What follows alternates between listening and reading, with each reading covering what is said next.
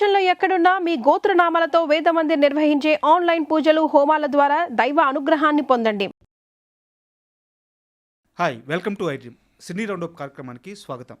Hi sir, నమస్తే sir. నిన్న రీసెంట్గా లెనిన్ సినిమాకి సంబంధించిన సక్సెస్ మీట్ ఒకటి జరిగింది సార్. ఆ ఫంక్షన్కి ఆ సినిమాకి సంబంధించిన టెక్నీషియన్స్ కానీ స్టాఫ్ కానీ ముఖ్యంగా డిస్ట్రిబ్యూటర్స్ ఈ మధ్యకాలంలో ఒక సినిమా మంచిగా లాభాలు తీసుకొచ్చి డిస్ట్రిబ్యూటర్లు అందరూ హ్యాపీగా అవుతున్న రీసెంట్ మూవీ లెనిన్. అయితే అంత హ్యాపీ మూమెంట్లో కూడా నాగార్జున గారు ఒక బాధను వ్యక్తం చేశారు. తెలుగు సినిమాలు ఈ మధ్యకాలంలో అనుకున్న డేట్స్కి రిలీజ్ చేయలేకపోతున్నాము. అంటే ఇది నేను ఎవరి మీద విమర్శ చేయట్లేదు, నాతో సహా నేను చెప్తుంది. నా సినిమానే నేను టైంకి release చేసుకోలేకపోయాను.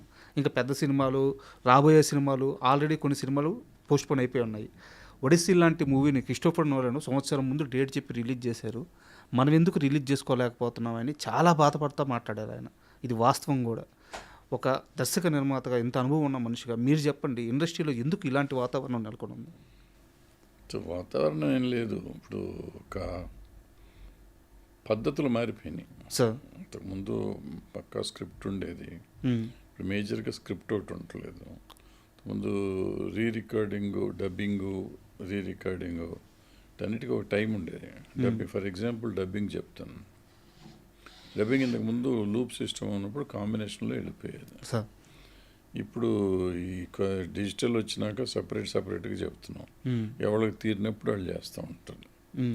So mixing, re recording చేయాలంటే డబ్బింగ్ అయినాక దాన్ని ట్రిమ్ చేస్తే కానీ చేయకూడదు అని ఒక పద్ధతి. మామూలుగా పద్ధతి ఇప్పుడు ఏం చేస్తున్నారు, ట్రిమ్ చేయకుండా కూడా రీ రికార్డింగ్ పంపిస్తున్నారు. మళ్ళీ రీ రికార్డింగ్ పంపించి రీ రికార్డింగ్ అయ్యి వచ్చినాక మళ్ళీ కట్ చేస్తారు. మళ్ళీ కట్ చేస్తే అదేమో సింక్ అవ్వదు, జంప్ లాగా ఉంటుంది మ్యూజిక్. మళ్ళీ దాన్ని స్మూత్ అని చేయాలి. సో కొన్నిసార్లు మళ్ళీ వాయిస్తారు, కొన్నిసార్లు ఇది చేస్తారు. సో మనము సినిమా మొదలెట్టిన రోజునే ఆయన నాగార్జున గారు చెప్పినట్టు డేట్ అనుకుంటే, డేట్ అనుకున్న రోజుకి మనం ఇట్లా లెక్కలు వేసుకోవాలి. షెడ్యూల్స్ ఇంతకుముందు షూటింగ్ షెడ్యూల్ అంటే షెడ్యూల్ పర్ఫెక్ట్గా చేసేవాళ్ళం. ఇప్పుడు ఏదో సినిమాకి 300 రోజులు షూటింగ్ చేశారు, 80 రోజులు షూటింగ్ క్యాన్సిల్ అయింది. దాంట్లో 300 రోజులు 80 రోజులు షూటింగ్ చేయాలంటే 220 రోజులు చేశారు. సో ఈ టైప్ ఆఫ్ ఉండకూడదు. మనం షెడ్యూల్ వేసుకున్నామంటే ఆ షెడ్యూల్లో షూటింగ్ పార్ట్ అయిపోవాలి. దాన్ని డబ్బింగ్ పార్ట్ వేసుకుంటే డబ్బింగ్ పార్ట్ అయిపోవాలి. డబ్బింగ్ చేసినాక రీ రికార్డింగ్కి వెళ్తే రీ రికార్డింగ్, ఎడిటింగ్ చేయాలి ముందు.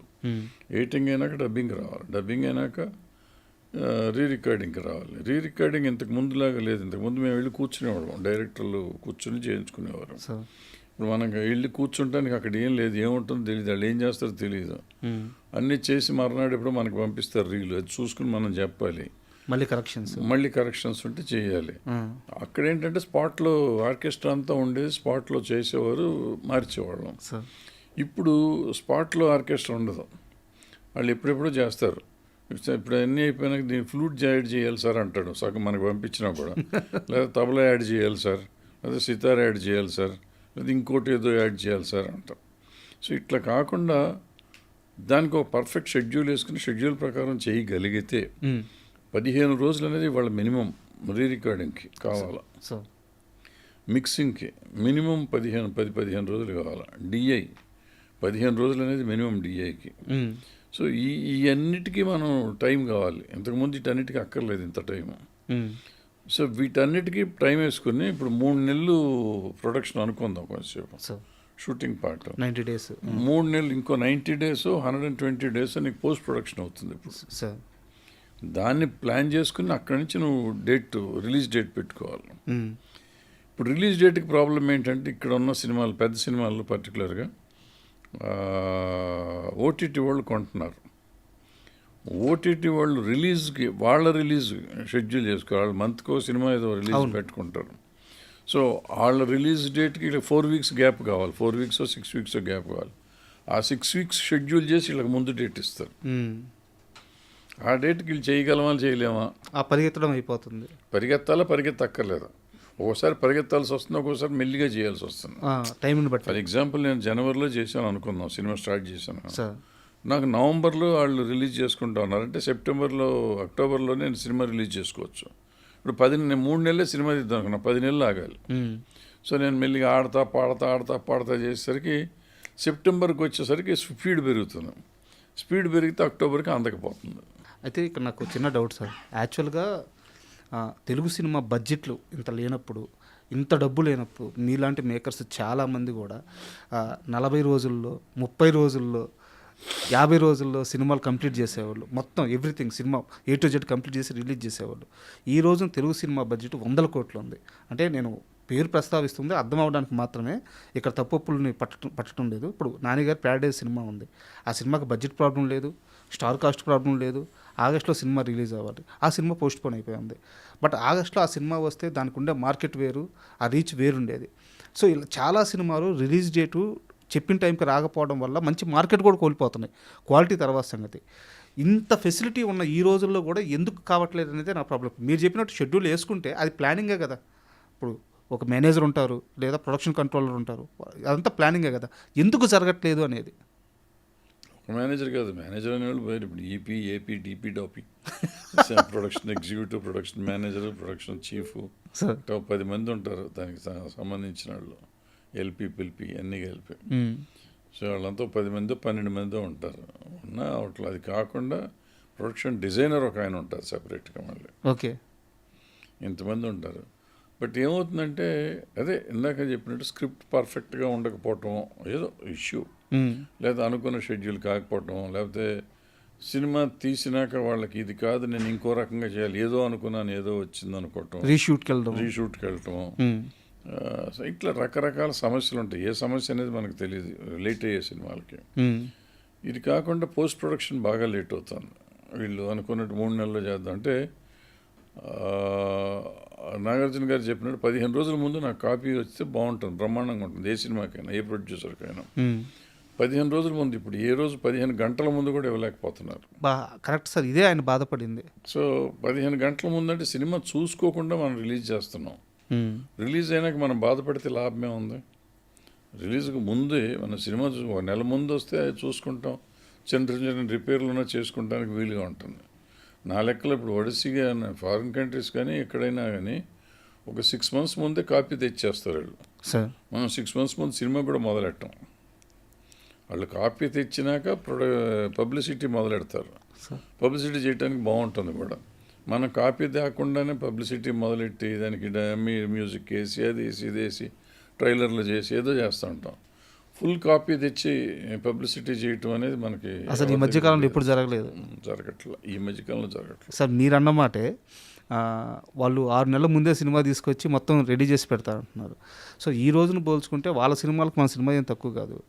ఖచ్చితంగా ఎగ్జిక్యూషన్లోనే ప్రాబ్లం వస్తుంది. నాకు తమ్మారెడ్డి స్టైల్లో సమాధానం కావాలి. ఎక్కడ సమాధానం అంటే ఎక్కడ ఈ ప్రశ్నకి సమాధానం దొరకదు, ఎక్కడ తప్పు జరుగుతుంది, ఓపెన్గా కావాలి. ఎందుకంటే ఓపెన్ ఏం లేదు, ఓపెన్ అంటే అన్నీ ఓపెనే. ఇక్కడ కంట్రోల్ అనేది ఎవరికి చేతిలో లేదు. ప్రొడ్యూసర్ చేతిలో కంట్రోల్ లేదు. మొదటి పాయింట్ అది. కంట్రోల్ ప్రొడ్యూసర్ చేతిలో లేదు.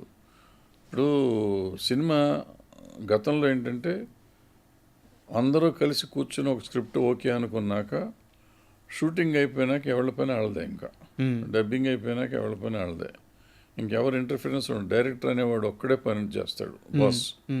దాని అతను ప్రొడ్యూసర్, వాళ్ళు సినిమా కంప్లీట్ చేస్తారు. ఇప్పుడు ప్రతివాడు ఏలు పెట్టేస్తూ ఉంటాడు, నాకు అక్కడ బాగలేదు, ఇక్కడ బాగలేదు, ఇది చేద్దాం, అది చేద్దాం. సో డైరెక్టర్ని కన్ఫ్యూజ్ చేసేస్తారు అందరూ. అన్ని క్యారెక్టర్లు దాన్ని డైరెక్టర్ అనేవాడిని కన్ఫ్యూజ్ చేస్తారు. కన్ఫ్యూజ్ చేస్తే రోజుకు ఒక ఆలోచన వస్తుంది. రోజుకొక ఆలోచన వస్తే రోజుకొక పద్ధతిలో తయారవుతుంది. అది కుక్క పిల్లని చేద్దామంటే కాకి పిల్ల వచ్చు, కాకి పిల్లని చేద్దామంటే కుక్క పిల్ల వచ్చు, అదే కాకి కోకిలు కూడా అవ్వచ్చు ఒక్కోసారి. కోకిలు అవుతుందని అందరూ ఏలు పెడుతుంటారు. ఎందుకు మన పని మనం చేసుకుని డబ్బులు ఇచ్చారు, మనకు చెప్పింది చేసాం, వాళ్ళు అడిగింది మనం ఇచ్చాం, డెలివరీ ఇచ్చేసాం, మన పని మనం చూసుకుందాం అనుకోకుండా పెద్ద దాంట్లోనే ఏలు పెడతారు. రిలీజ్ డేట్ దగ్గర నుంచి అన్ని నాకే కావాలంటే కష్టం కదా. అయితే ప్రొడ్యూసర్ చూసుకోవాల్సిన బాధ్యత అది. చూడు, మనకు డబ్బులు ఇచ్చారు, నేను పని చేశాను, వెళ్ళిపోయాను. డైరెక్టర్ డబ్బులు ఇచ్చారు, ఆయన పని చేస్తాడు, వెళ్ళిపోతాడు. మిగిలినవన్నీ ప్రొడ్యూసర్ చూసుకుంటాడు. అట్లా ఎవడి పని వాడు చేసుకోవటం అనేది వస్తే మీరు అడిగిన దానికి సమాధానం. ఆ సిస్టమ్ లేదు ఇప్పుడు. అయితే ఇక్కడ ఇంకో చిన్న సమస్య కూడా ఉంది సార్. మీ కాలంలో అంటే మీరు యాక్టివ్గా సినిమాలు చేసిన సమయంలో ఒక టెక్నీషియన్ ఈ టైంకి రావాలంటే ఆ టైంకి వచ్చి ఒక షెడ్యూల్ ఉండేది. బట్ ఇప్పుడున్న పరిస్థితుల్లో ఏంటంటే ఒక మ్యూజిక్ డైరెక్టర్ నైట్ పూటే పనిచేస్తాడు, అతను మిగతా టీంతో సంబంధం లేదు. ఇంకో టెక్నీషియను రోజు మార్చి రోజు పనిచేస్తాడు, ఇంకో టెక్నీషియను చాలా బిజీగా ఉండి ఒక షెడ్యూల్ ప్రకారం పనిచేస్తారు. డైరెక్టర్లు అందరూ, ప్రొడ్యూసర్లు అందరూ వాళ్ళకి ఆ కంఫర్ట్స్ ఇచ్చేస్తున్నారు. సో 100 కోట్ల రూపాయలు బడ్జెట్ పెట్టినప్పుడు ముఖ్యంగా హీరోలు సినిమాలో ఏ షాట్ ఉండాలి, ఏ షాట్ ఉండకూడదని నిర్ణయించేస్తున్నారు హీరోలు. సో టెక్నీషియన్స్కి కానీ స్టార్స్కి కానీ ఇంత ఫ్రీడమ్ ఇవ్వడం అనేది ఇది రిలీజ్ డేట్కి సంబంధించి మాత్రమే అడగట్లేదు సార్, నేను సినిమాకే మైనస్ అవుతుంది కదా. అంటే మైనస్ అంటే ప్రాబ్లం ఇక్కడ ఇదేంటంటే ఆ పర్టికులర్ హీరో గారి పేరు మీదే మనం సినిమా తీసి బతుకుతున్నాం. ఏ హీరో అయినా కానీ ఏలు పెట్టాడు అంటాం. ఆయన అసలు ఆయన కాలు పెట్టకపోతే సినిమా లేదు కదా. ఆయన కాలు పెట్టినప్పుడు ఏలు పెడతానికి మనం నోరు మూసుకుని కూర్చోవాలి, అంతేనా? అంతేగా మరి. ఆయన లేకపోతే సినిమా లేదు. వాళ్ళ మార్కెట్ ఏదన్నా ఉంది అంటే సినిమాకి నీకు గ్లామర్ ఉందన్నా, సినిమా నీకు కంప్లీట్ అయినాక జనం వస్తారన్నా ఆయన పేరే. సో ఆయన డెఫినెట్గా ఆయన సుఖం ఆయన చూసుకుంటాడు. నేను ఇక్కడ బాగోలేదు, లేకపోతే ఇది బాగోలేదు, ఇది బాగుంది, ఇది బాగాలేదు అని ఆయన జాగ్రత్త ఆయన పడుతూ ఉంటాడు. అంటే గతంలో ఈ పరిస్థితి ఉండేది అనేది లేదు. గతంలో ఈ పరిస్థితి ఉండేది. సినిమా అయిపోయేది, షూటింగ్ చేసేవారు, వాళ్ళ దారిని వాళ్ళు వెళ్ళేవారు. కాపీ అయినాక మనం పిలిచి చూపించేవాళ్ళం, బాగుంటే బాగుంది అనేవారు, లేదా లేదనేవారు, పోయి వెళ్ళిపోయేవారు, మొహమే చెప్పేసేవాళ్ళు. ఇది చాలా తీవ్రమైన సమస్యలాగా కనిపిస్తుంది సార్, ఎందుకంటే నాగార్జున అంతటి వ్యక్తి. ఇప్పుడు ప్రాబ్లం ఇంకోటి ఏంటంటే అప్పుడు ఇంక మాకేం చూస్తానికి లేదు. ఇప్పుడు మానిటర్ ఉంది, షార్ట్ అయినా కాడి నుంచి షూట్ చూస్తున్నాం. షార్ట్ అవ్వగానే ఆర్టిస్ట్ వచ్చి చూసుకుంటున్నాడు, టెక్నీషియన్ వచ్చి చూసుకుంటున్నాడు. మళ్ళీ రీ రికార్డింగ్ అయిపోయినాక ఇంకా అది బాగాలేదు, ఇది బాగాలేదు, సినిమా బాగాలేదు అంటే నువ్వు ఎట్లా అంటే నీకు ముందే తెలుసు కదా. అవును. సో మనం కామెంట్ చేసామంటే మరి వ్యాపారం వాళ్ళ పేరు మీద చేస్తున్నాం, వాళ్ళు లేకపోతే సినిమా లేదు. ఇక వాళ్ళని గురించి మనం ఎక్కువ కామెంట్ చేయడం కరెక్ట్ కాదు సార్. అయితే ఇక్కడ ఇంకో సమస్య కూడా ఉంది సార్. ఇప్పుడు మొన్న రీసెంట్గా రిలీజ్ అయిన పెద్ది సార్, పెద్ది కూడా ముందు ఒక డేట్ చెప్పారు. ఆ డేట్కి సంబంధించిన వర్క్ అంతా జరిగిపోయింది, అండ్ మీడియాకి కూడా ఆ కథకు సంబంధించిన కొన్ని వార్తలు తెలిసిపోయినాయి. ఇంకా రిలీజ్ కాబట్టి అందరూ ఆ రహస్యాన్ని కొన్ని రోజులు హోల్డ్ చేశారు. బట్ ఒక్కసారిగా డేట్ పోస్ట్పోన్ అయ్యేలేకే సినిమాలో ఉన్న ఆ మేజర్ ట్విస్ట్ ఏదైతే ఉందో, హీరోకి కాలు బోద్ది అనేది, అది బయటకు వచ్చేసింది. సినిమా చూస్తున్నంతసేపు ఆడియను కథతో కనెక్ట్ అవ్వకుండా హీరోకి కాలు ఇప్పుడు పోద్ది ఈ మూడుతో సినిమా చూశాడు. సో ఇది కూడా సినిమాలో ఉన్న కంటెంట్ కూడా రిలీజ్ అయిపోతుంది డేట్ పోస్ట్పోన్ అవ్వడం వల్ల. అంటే కంటెంట్ రిలీజ్ అయితే ఏం భయం ఎందుకు పడాలి మనం సార్? ఇప్పుడు మనం ఇంతకు ముందు సినిమాలు చేసినప్పుడు ముందు కథ చెప్పేవాళ్ళం, అంటే ఫుల్ కథ కాకపోయినా ఇలాంటిది కుటుంబ కథా చిత్రం, లేకపోతే ఇట్లా ఉంటుంది, లేకపోతే ఏదో హీరో మీద ఏదో ఒక రఫ్గా ఒక హింట్ వదిలేవారు. అవును, అంతకుముందు. ఇప్పుడు అసలు అంత రహస్యాలు అయిపోయినాయి. ఏదో రహస్యాలు అయిపోతే లేట్ అయినప్పుడు కొన్ని వస్తూ ఉంటాయి. పై ఇలాంటి పాయింట్ అయితే రివీల్ అవ్వకూడదు కదా సార్? అవ్వకూడదు ఏముంది, ఆ సినిమాలో పార్ట్ ఆఫ్ ఇట్టే కదా. ఆయన కాలు లేకుండా కూడా ఆయన గెలిచాడు అనేది ఆ సినిమా కథ సార్. సో దాంట్లో తప్పేమో తెలిసే తప్పే కొంపమునిగేది ఏం లేదు. అంత పెద్ద హీరోకి అటువంటి చిన్న చిన్న రివలేషన్స్ ఉన్నా కానీ నష్టమేం జరగదు. ఊరికి మనం కంగారు పడిపోవటం, ఏమో తెలిసిపోతే ఏం అవ్వదు. ఈ రిలీజ్ డేట్ పోస్ట్ పోన్ అవ్వడం అంటే వెనక్కి వెళ్ళడం, ఒక్కోసారి నెలలు వెనక్కి వెళ్తున్నాయి. సో సినిమా ఇండస్ట్రీలో డబ్బులన్నీ ఫైనాన్స్ నుంచే తీసుకొస్తారు. సో నిర్మాత మాత్రం ఈ విషయాన్ని బయటికి చెప్పలేక డైరెక్టర్ ఏమనుకుంటాడో, హీరో ఏమనుకుంటాడో, వడ్డీలు కట్టుకుంటూ ఎంత తీవ్రంగా నలిగిపోతున్నాడంటే, వీళ్ళు సినిమానేమో చెక్కుతూ ఉంటారు, ఆయనేమో నలిగిపోతూ ఉంటాడు. ఈ బాధ నిర్మాతలకు ఎప్పుడు పోద్ది? అంటే బాధ అంటే ఇప్పుడు నిర్మాత, నేను సేలబుల్ హీరో కావాలి, సేలబుల్ డైరెక్టర్ కావాలి, ఇవన్నీ అయిపోయినాక ఓటీటీకి నేను అమ్మాలి. ఇక్కడ ఎవరెవరు కంట్రోల్ చేయాలి? హీరో కంట్రోల్ చేస్తాడు, డైరెక్టర్ కంట్రోల్ చేస్తాడు, ఓటీటీ కంట్రోల్ చేస్తాడు. ఓటీటీ డేట్కి నేను అడ్జస్ట్ అవ్వాలి, హీరో డేట్కి అడ్జస్ట్ అవ్వాలి, డైరెక్టర్ డేట్కి అడ్జస్ట్ అవ్వాలి. సో నేను అడ్జస్ట్మెంటే. ప్రొడ్యూసర్ అనేవాడు ఇప్పుడు అడ్జస్ట్మెంట్. ప్రొడ్యూసర్ అనేవాడికి నైతిక బాధ్యత కానీ ప్రాక్టికల్ బాధ్యతలు లేవు, అవకాశం లేదు. సో ఏదో చేస్తూ ఉంటాడు. సో వీళ్ళందరి మీద అందరి ప్రెషర్ బట్టి అల్టిమేట్గా ఓటీటీ డిసిషన్ బట్టి సినిమా రిలీజ్ అవుతుంది. అల్టిమేట్ అది, వీళ్ళెవరు కాదు. ఓటీటీ అల్టిమేట్, అంతేగా సార్. ఓటీటీలో సినిమా రిలీజ్ వాళ్ళ డేట్ చెప్తేనే ఆ డేట్కి మనం రిలీజ్ చేయాలి ఇక్కడ. సో ఆ టైంకి ఇప్పుడు వేరే అపోజిషన్స్ ఉంటే వాళ్ళని బతిమాలుకోవాలో ఇంకోటో 2 ఓటీటీలు 2 వేరే కంపెనీలు అనుకో. ఇప్పుడు ఫర్ ఎగ్జాంపుల్ ఆ ఓటీటీ వాళ్ళు 2 సినిమాలు కొన్నారు, ఒక XY 2 కొన్నారు, 2 ఇద్దరు వేరే హీరోలు. 1 నెలలో రిలీజ్ చేద్దాం రెడీ అయిపోయినా కానీ X రిలీజ్ చేద్దామని అనుకుంటే వైని రిలీజ్ చేయనివారు వాళ్ళు. వాళ్ళకి మంత్కి ఒకటి ప్లానింగ్ ఉంటుంది కాబట్టి వై నెక్స్ట్ మంత్ వరకు ఆగాలి సార్. ఆగమంటే ఆగాల్సిందే కదా. అంటే నీకు ఈ రేట్లు గీట్లు చూసినాక ఆల్మోస్ట్ ప్రాఫిట్లోనే ఉంటారు కాబట్టి పెద్ద పోతారు అనేది ఉండకపోవచ్చు. అంటే పెద్ద సినిమాల వరకు ఓకే సార్. ఇప్పుడు చిన్న సినిమాలు పెద్దగా లేవు అసలు. చిన్న సినిమాలకి వాళ్ళు పెద్ద రెస్ట్రిక్షన్ ఉండదు, చేసేస్తారు. బట్ టైం చెప్తారు ఏదో. పెద్ద సినిమాలకి ఎందుకంటే పెద్ద సినిమాల మీదే వాళ్ళకి ఎంతో కొంత సబ్స్క్రిప్షన్స్ వస్తాయి. చిన్న సినిమాల మీద సబ్స్క్రిప్షన్ రాదు, అందుకని దాని మీద పెద్ద ఇన్సిస్ట్ చేయరు వాళ్ళు. పెద్ద సినిమాలకి 100% ఇన్సిస్ట్ చేస్తారు. ఇక్కడ ఆ టైం వచ్చినప్పుడు వాళ్ళకి మార్కెట్ పెరుగుతూ ఉండాలి కదా, అందుకే ఎక్కువ రేట్ ఇస్తారు కదా వాళ్ళకి. ఎక్కువ రేట్ ఇచ్చినప్పుడు మరి ఎక్కువ కవరేజ్ వచ్చినప్పుడు 80% డబ్బులు కదా తింటున్నప్పుడు వాళ్ళ మాట వినాలిగా మనం. సార్ అయితే ఇక్కడ ఈ మొత్తం సమస్యకి ఒక చిన్న పరిష్కారంగా నాకు ఒక చిన్న ఆలోచన ఉంది. అది కరెక్టా కాదో మీరు అంటే ఇది పాటించాలని కాదు కానీ బట్ నాకున్న జ్ఞానం మేరకు ఇది అయితే అవ్వద్దని. ఇప్పుడు హీరోలు ఉంటారు సార్, వాళ్ళకి మేనేజర్లు ఉంటారు. వాళ్ళు రెమ్యునరేషన్ అడగకపోయినా మేనేజర్లు గట్టిగా అడిగి తీసుకుంటారు, వీళ్ళు అడగలేకపోతే. అలాగే ఇప్పుడు ప్రొడ్యూసర్ హ్యాండిల్ చేయలేకపోవచ్చు. బట్ ఒక మనిషిని ఇప్పుడు మీలాంటి పెద్దోళ్ళు ఉంటారు సార్, సినిమా మీద గ్రిప్ ఉండి ఎవరైనా మీ మాట వినే అంటే వాళ్ళకి కమాండ్ చేయగల కెపాసిటీ ఉన్న మనుషులు ఉంటారు. అలాంటి వాళ్ళని సెట్లో పెట్టుకుంటే వాళ్ళు ఒక షెడ్యూల్ వేస్తే ఆ భయంతో అయినా పనులు జరుగుతాయి కదా.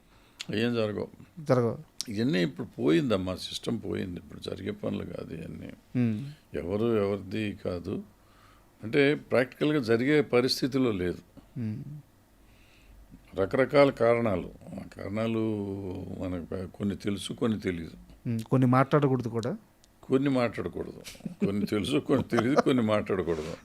సో ఎందుకు దాని గురించి ఎక్కువ రప్చర్ చేసుకోవటం అనవసరం, వాళ్ళని బాధ పెడతాం అనవసరం.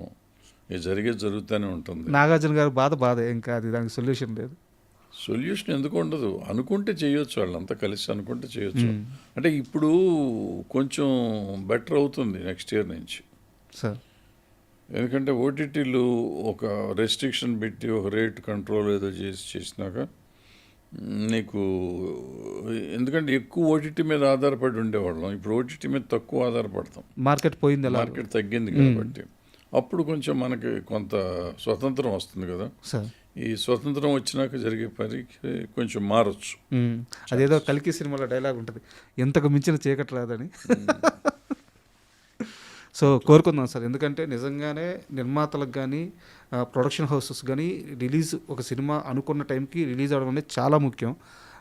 సో ఆ రోజులు రావాలని మనస్ఫూర్తిగా కోరుకుంటాం. ఆ రోజులు రావాలంటే నిర్మాత అవ్వాలి. నిర్మాతనే మాత లేనివాడు కాకూడదు. నిర్మాత అంటే మాత లేనివాడు అని కాదు, తల్లిదండ్రులు ఉన్నవాడు అయ్యి ఉండాలి. అతను స్ట్రాంగ్గా ఉండాలి. నిర్మాత ఎప్పుడైతే స్ట్రాంగ్ అవుతాడో ఈ సమస్యలన్నీ పోతాయి. నిర్మాత స్ట్రాంగ్ కాకపోతే, యాక్చువల్గా అక్కడ నిర్మాత నాగార్జునే ఆ సినిమాకి. ఆయన నిర్మాతగానే ఆయన కష్టం చెప్పాడు అని మళ్ళీ అన్నాడు, నేను కూడా చేశానులేండి హీరోగా. అంటే డైరెక్ట్ ఇండైరెక్ట్గా 2 చెప్పాడు ఆయన. సో దాన్ని అర్థం చేసుకున్నవాడికి అర్థం చేసుకున్నంత ఉంది ఆయన డైలాగ్లో. అవును sir, thank you very much sir, ఎందుకంటే మంచి విషయం మీద ఒక అనాలిసిస్ అందించారు. Thank you very much. Thank you.